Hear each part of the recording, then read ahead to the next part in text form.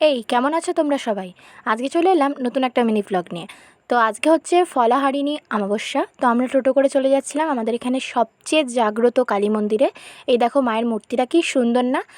আসলে এখানে আমাদের কোনো দিনই আসা হয়নি, আসবো আসবো করে ওই বলে না যে মা না চাইলে আসা যায় না। তো এইবারই এলাম প্রথম। তো এখানে মা একটু আগে মোমবাতি ফোমবাতি জ্বালিয়ে নিচ্ছিল, তারপরে আমিও একটু ঠাকুরকে প্রণাম ঠনাম করে নিচ্ছিলাম আর কি।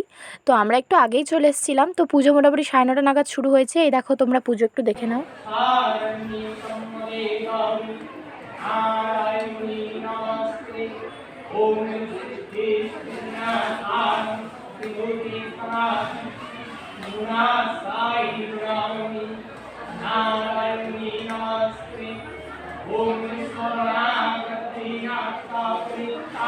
তারপর পুজো দেখে বাড়ি ফিরতে ফিরতে 12টা হয়ে গেছিলো।